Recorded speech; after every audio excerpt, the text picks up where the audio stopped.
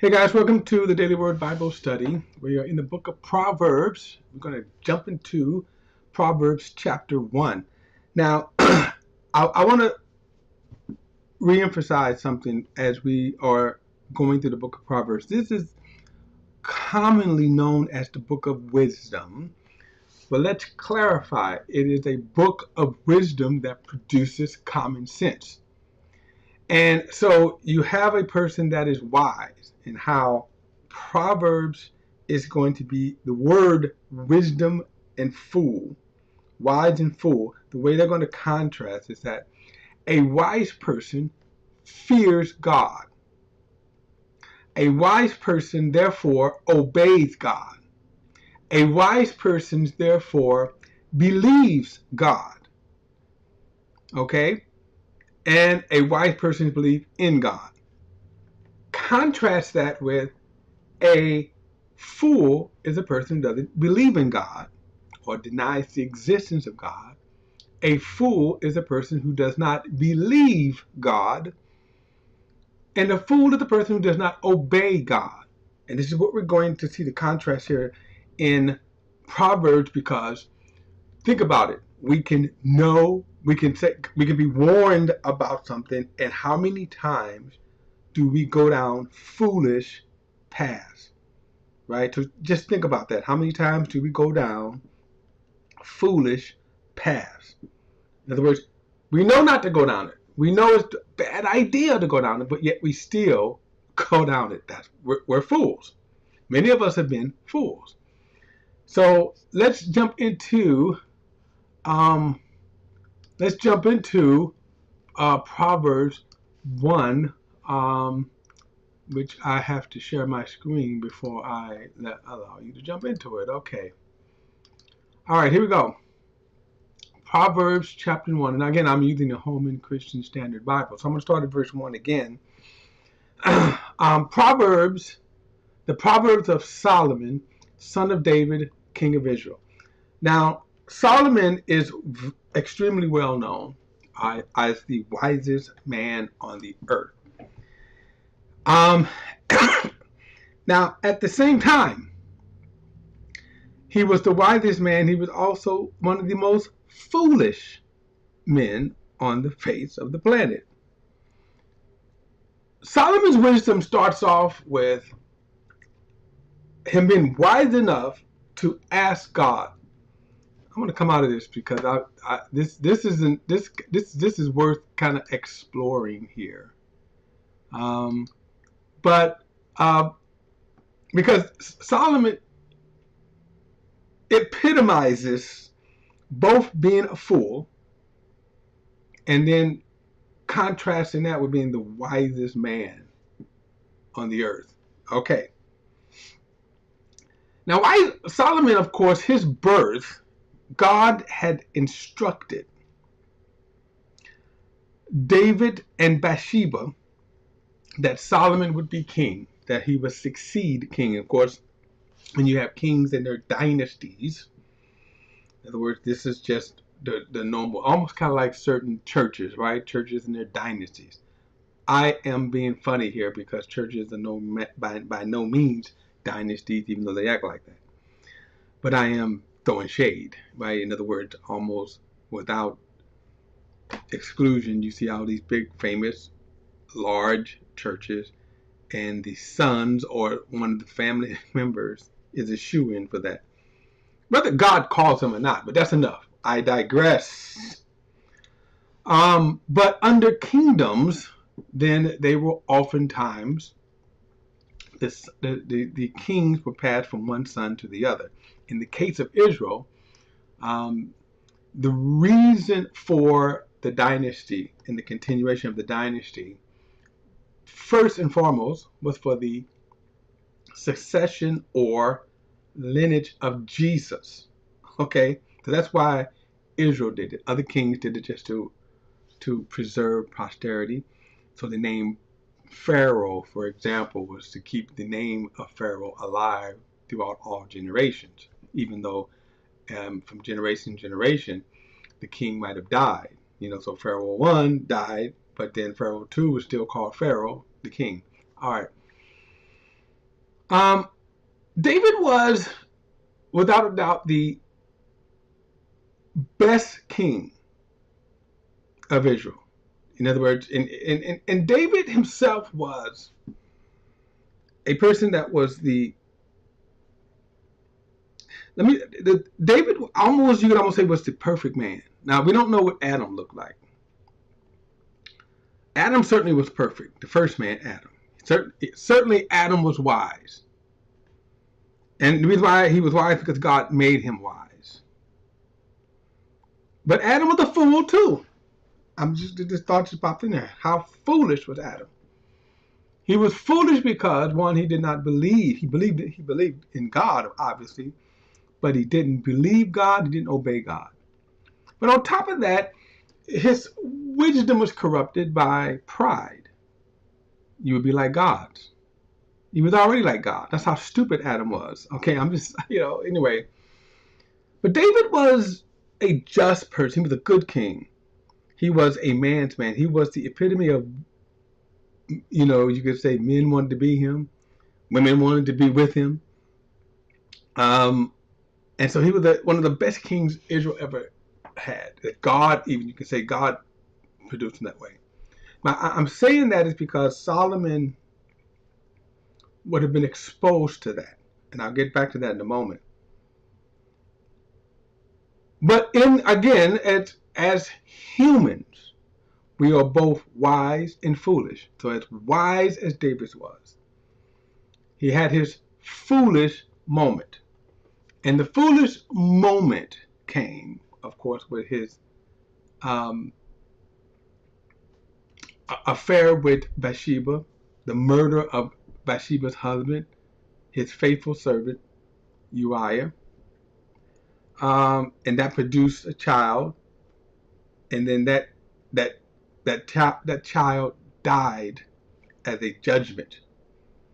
But the next child, who was Solomon, God said then Solomon would succeed David in the kingdom. Okay. Now the reason why I say all of that is because Solomon would have been exposed to that wisdom, and he had enough wisdom that when David died, and there was some shenanigans from his other brothers to try to seize the kingdom. But when the kingdom was established in his hands, God asked Solomon, ask me anything you want, right? In other words, open check. So what would you ask if you had that open check? Now, of course, that depends upon the kind of wisdom you have, but it also depends on what kind of fool you are. Okay? But David, as king, could have asked for the lives of his enemies. He could have asked for wisdom. Riches. That's what I want to say. Riches. He could have asked for riches. Instead, he asked for wisdom to rule God's people. And God was so pleased with that God said, you could have asked for all of these other things, but because you asked for wisdom to rule the people, it says, I'm not only going to give you that, I'm going to give you wisdom that will go far beyond any king before or after you. I will give you riches. You will have fame. Okay. And that's what Solomon had. So right there, we need to understand that wisdom comes from God. In the book of Job, and the Bible tells us that Job was the wisest man of the East, and there were some fellas in the East who were esteemed as wise men. Now, wise men were men like, for example, the guys who came to see Jesus were called magi, and so again, you had wisdom from the East. You had Greek wisdom. This is throughout time. Then you had the Roman wisdom. In other words, what we call philosophy. And these are thinkers. Now, there are people that have that kind of mind that can think. They're quick in their processing. Like with me, it takes me time. I'd have to really look at something to try to discern wisdom. But some people are just quick like this. But the Job had said this about, actually God had responded to Job. And one of the things, this was if you go back and read Job's, was when God responded to Job in chapters 40, let me see, 38, I believe, 38 to 42. And one of the things he said was that this particular animal, I give wisdom. Like there are animals, when you watch them, they have wisdom. They go, wow, look at that. But then the other animals, he said that, like sheep, but he said ostrich. He said, I deprive them of wisdom. They don't have wisdom. A raccoon has wisdom. Sometimes you watch a raccoon, because I know, because they torment me. Raccoons, how they can get into, my garbage can. Okay, but an ostrich doesn't have wisdom. And one of the things that God said, he will bury his eggs. We look at the proverbial, the ostrich who sticks his head in the sand. That's because he's lack wisdom. In other words, he sticks his head in the sand, but his big, huge body is sticking out, exposed. Well, God said it this way. God said, well, the ostrich will bury her eggs, not knowing she's going to walk on them and crush them. He said, why? Because I deprived her of wisdom. Now, my point of saying that, wisdom comes from God. Wisdom comes from God. That's why. Now, so when you look at men throughout time, so we and also us, we all have that duality. We're wise and we're foolish.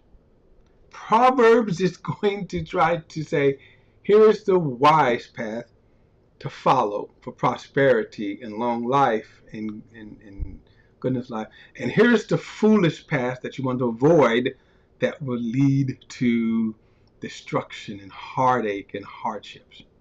Wise and wisdom. We're all like that. So even though I'm getting ready, we're going to talk about like David and talk about all of the wise people. Even Moses had his foolish moment that cost him going into the promised land because of foolishness.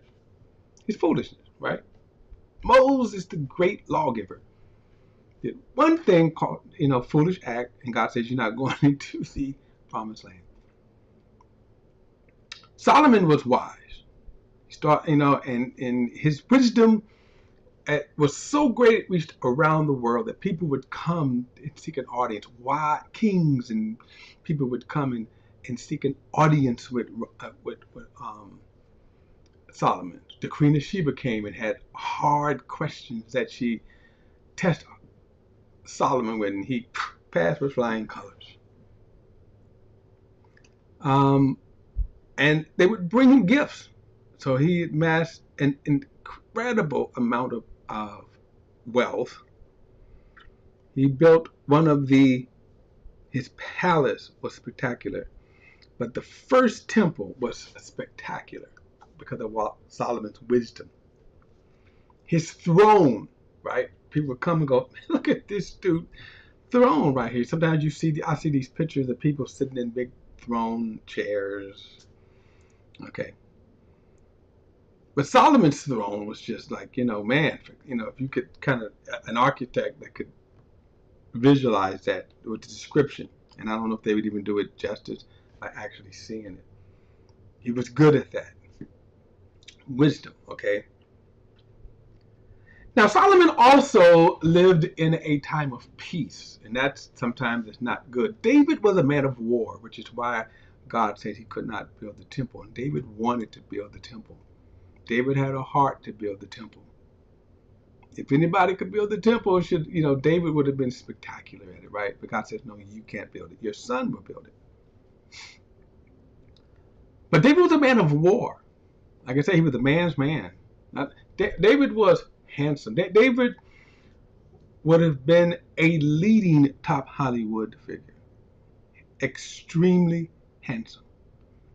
But also, he was a man's man. Like, dude went up into the, he was already, I think, no, there was two occasions when King Saul was trying to kill him. On one of the occasions, he actually snuck into while they were asleep, and David cut his skirt and took his jug of water, and snuck out. Of course, David killed Goliath. Now Solomon benefited from that time of peace, the time of peace, and so that could have contributed to the foolish side of Solomon. So he starts off being endowed with the wisdom that only God could give. Okay. And by the way, wisdom, sometimes you can get natural wisdom by simply studying, right? Sometimes you say, well, I'm trying to think, think about some of the wise things that people can do. And there's so many, down to a simple way of cooking. How about this? How about a simple way? What would be wise to peel a boiled egg? Now, seriously, I'm asking because every time I chip an egg, I peel an egg, I chip, the yolk on it, right? But there's a wisdom in doing that. I just haven't figured it out yet. By the way, there's a wisdom. If you're watching my YouTube channel right here, I got very few views. There's a wisdom in getting into algorithms that I haven't figured out yet. That wisdom part, okay? I haven't figured out that yet. That's a good example, again, just of wisdom. There's knowledge. I need to know YouTube's algorithm, and I don't. And yet the same people that say that maybe doing the same kind of teaching, whatever, they get thousands of views. I get 10 or 20. I get 25 views. Man, ooh, great day, right? But in some cases, it just might be learning the algorithm. So that's wisdom, okay? The knowledge is I need to do that. All right, back to Solomon. Solomon, in the end of his life, became a stone fool. That he had 700 wives, which God said, don't do it, bad news. Because if you do that, not only were there 700 wives, it wasn't merely the 700 wives, but there were 700 foreign wives. And they turned his heart from God. He began to offer pagan offerings and sacrifices. And he turned his heart against God. Even tried to kill some people because of that. Foolish wisdom, right? So foolish. So Solomon was both wise and he was both foolish. Okay, both wise and both foolish. Okay. So we're going to contrast that. So as he's writing now in Ecclesiastes, he's even going to talk about, which I feel that he's going to hint on, doing stupid, foolish stuff while having this wisdom. Oh yeah, but that's when we get to the Ecclesiastes. But we're going to see as we move through Proverbs, how we can be foolish, how we can be wise. And I think again we have all been there. One of the things I'll say in closing, what makes us stupid and foolish is sin. Okay, what makes us stupid and foolish is sin. And that's a whole nother thing. Okay, guys, don't forget to like and share this video and subscribe to BP, the Bible Perspective. As always, if you have a thought or comment, add it to the comment section below. All comments are welcome. I'll see you in the next study.